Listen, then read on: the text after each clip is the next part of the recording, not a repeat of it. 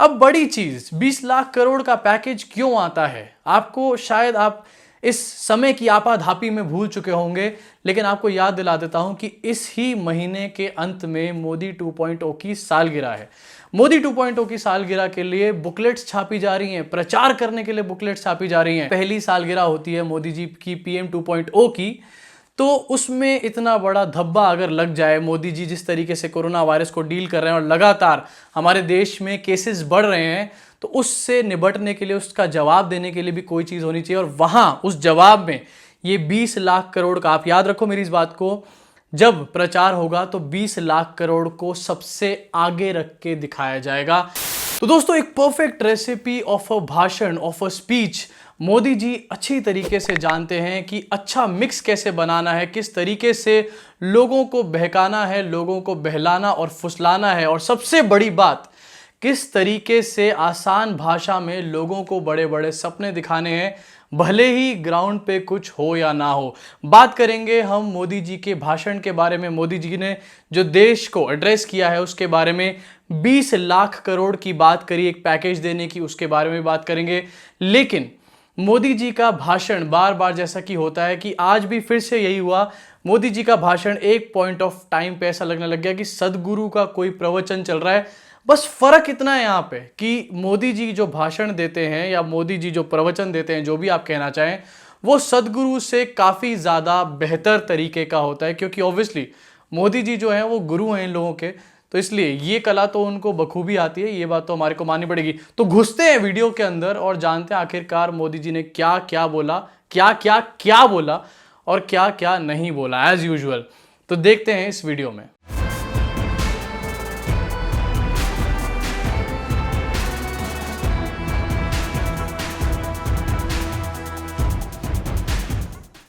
तो दोस्तों, इस टाइम पे बज रहे हैं रात के 9। अभी अभी ये जो पूरा एड्रेस टू नेशन है ख़त्म हुआ है, और मैंने कुछ की पॉइंट्स के साथ एक अपने साथ पॉइंटर्स बना लिए हैं, जहां पर मुझे लगा जो बातें मैं आपसे कन्वे करना चाहता था, और ऐसी भी बातें जो इम्पॉर्टेंट थी मोदी जी के इस एड्रेस टू नेशन में।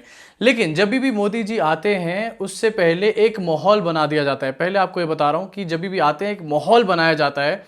आज भी एक माहौल सेट करके रख दिया गया, बिल्कुल सब लोगों ने ट्वीट कर दिया मोदी जी रात को 8 बजे आएंगे, पीएम रात को 8 बजे आएंगे, सब ने बोल दिया।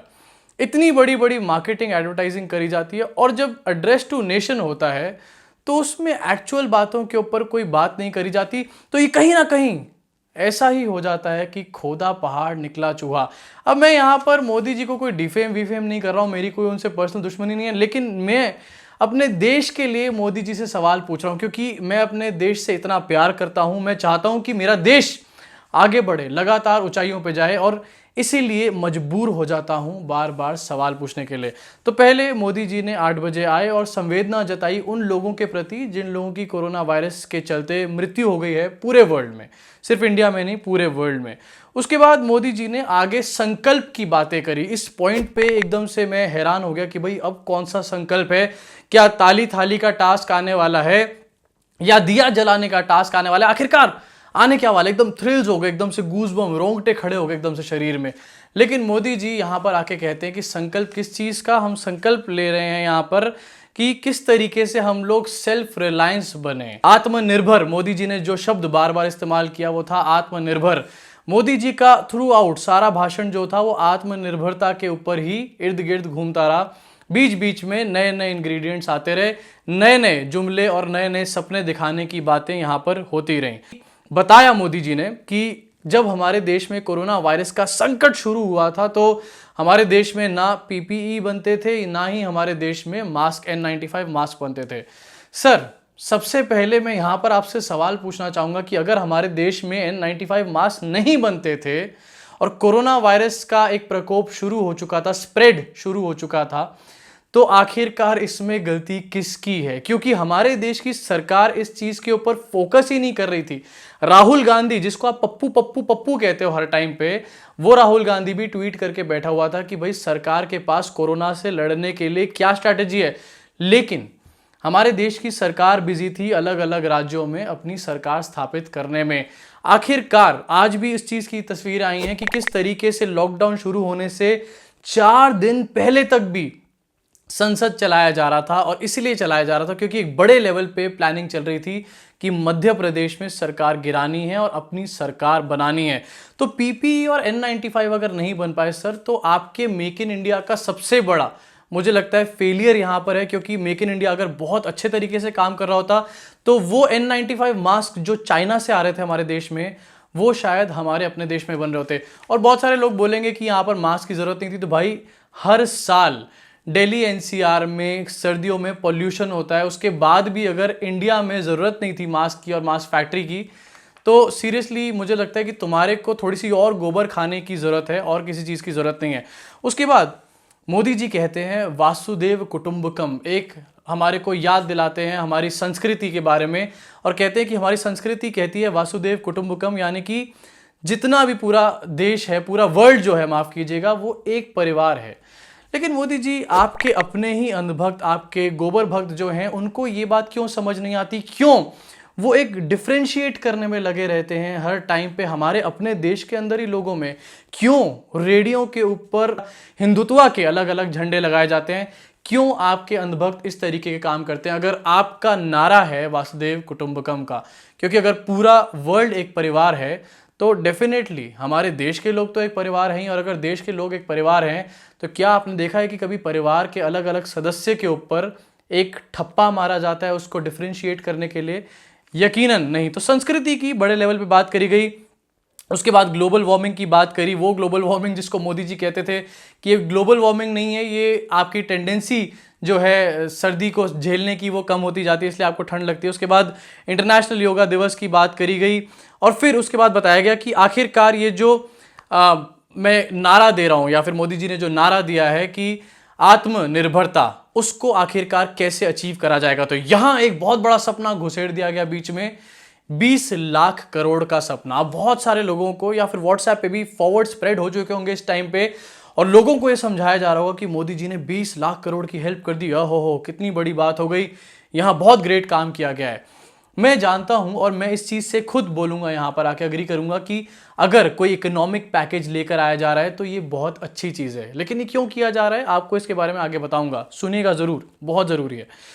बहुत अच्छी चीज करी जा रही है कि इकोनॉमिक पैकेज लेकर आया जा रहा है, शायद इससे लोगों की मदद होगी। लेकिन मैं आपसे पूछना चाहता हूं, और हफिंगटन पोस्ट की एक न्यूज भी है जहां पर बताया गया कि जो पैकेजेस पहले लॉन्च करे गए थे उसके भी फायदे अभी तक लोगों तक नहीं पहुंचे हैं। एंड रिजल्ट, हमारे देश में जो माइग्रेंट वर्कर्स हैं, जो माइग्रेंट लेबरर्स हैं, आज भी परेशान है। ट्रैक पे पैदल चल चल के अपने घर जा रहे हैं, ट्रेन में उनसे भाड़ा वसूला जा रहा है, और आखिरकार उनकी सुध लेने के लिए भी कोई नहीं आ रहा है। तो पिछले पैकेजेस, आप कह रहे हैं कि पिछले पैकेजेस और अब जो आपने इकोनॉमिक पैकेज एक लॉन्च किया है उसको मिला के 20 लाख करोड़, पहले तो सुन लीजिए इस चीज को कि पिछले पैकेजेस और आज का पैकेज जो भी अनाउंस नहीं हुआ है, जो निर्मला सीतारमन आने वाले दिनों में अनाउंस करेंगी, मोदी जी ने ऐसा बोला है, उसको मिलाकर 20 लाख करोड़ का एक पैकेज होता है, जो कि हमारे देश की जीडीपी का 10% है।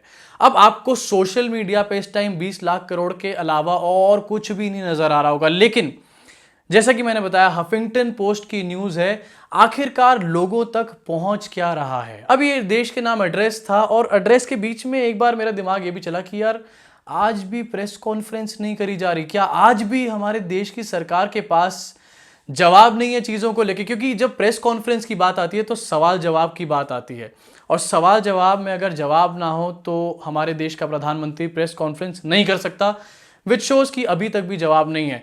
एक और चीज़ जो मेरे दिमाग में आती है वो है डिलेड रिस्पॉन्स। थोड़ा सा वीडियो लंबा हो सकता है लेकिन देखिएगा एंड तक जरूर। Delayed response, Modi ji PPE kit और मास्क पे आज जवाब दे रहे हैं, माइग्रेंट वर्कर्स पे आज भी बात नहीं कर रहे, हो सकता है और 30 दिन बाद जवाब दे। तो ये डिलेड रिस्पॉन्स आखिरकार क्यों? सर आप प्रधानमंत्री हैं, ओन अप करिए प्लीज चीजों को। हमारे देश के लिए हम सवाल पूछ रहे हैं यहाँ बार बार, क्योंकि हम असली देशभक्त हैं। आप चाहे जितने भी आपके लोग कहते रहे हम एंटी नेशनल हैं, लेकिन हम असली देशभक्त हैं, इसलिए हम सवाल पूछ रहे हैं यहाँ पे, कोई पर्सनली दुश्मन नहीं निकाल रहे आपसे। और एक बहुत गलत बात बोल दी मोदी जी ने यहाँ पे कि पिछले 6 साल में बहुत सारे रिफॉर्म्स करे गए हैं। तो सर ये कौन से रिफॉर्म्स थे, प्लीज़ हमारे को बता दीजिए, क्योंकि इससे हमारा कोई फ़ायदा हुआ नहीं है। पेशेंस, स्ट्रगल, गरीब आदमी की बात करी कि कितना पेशेंस और स्ट्रगल है, खासकर से रेडी वाले, मजदूर, ये वो और बहुत सारी बातें। लेकिन माइग्रेंट लेबरर्स की जान जा रही है उसके बारे में कुछ नहीं बोला। उसके आगे मोदी जी ने कहा कि हम लोग ये सब चीज़ें कर सकते हैं, हमारे को आप पे भरोसा है।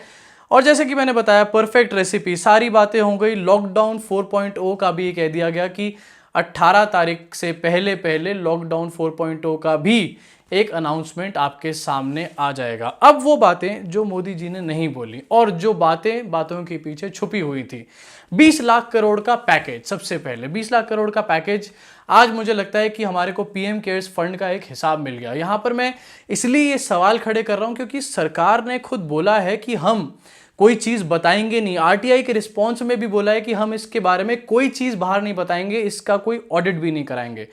तो क्या ये मान लिया जाए, क्योंकि ऑडिट नहीं कराया जा रहा, कुछ बताया नहीं जा रहा, तो क्या ये मान लिया जाए कि आज आप 20 लाख करोड़ का पैकेज जो लेकर आए हैं ये पीएम केयर्स फंड में से ही निकाला हुआ पैसा है? पीएम केयर्स फंड में ही जो आपने पैसे डोनेट करे हैं पीएम केयर्स फंड में, उससे ही आपको अब लोन दिए जाएंगे? क्योंकि जब 20 लाख करोड़ के पैकेज की बात है तो ये कैपिटल इन्वेस्ट जो किया जाएगा देश के अंदर, ये लोन्स के जरिए से किया जाता है। आपको बता देता हूं यहां पे कि लोन्स के थ्रू कैपिटल वापस डाला जाता है मार्केट के अंदर। तो क्या अब हमारे देश के प्रधानमंत्री जी ये कह रहे हैं कि अब जो आपने पीएम केयर्स फंड में पैसा दे दिया है उसी को हम लोन के तौर पे आपको वापस देंगे? आखिरकार कितनी ग्रेट स्कीम है ये, किसी ने सोचा भी नहीं था कि ऐसा हो सकता है। और उसके अलावा मोदी जी ये कह रहे हैं कि बहुत सारा पैसा दिया जाएगा या इन्वेस्ट किया जाएगा मार्केट में। इन अदर वर्ड्स उन्होंने यही बोला। तो क्या हम अब ये भी मान ले कि अब नीरव मोदी और मेहुल चौकसी जैसे लोग और भी लोन लेंगे और हमारा देश छोड़ छोड़ के भागेंगे? क्योंकि गरीब को लोन दिया जाता है तो उससे सब कुछ उसका गिरवी रखाया जाता है।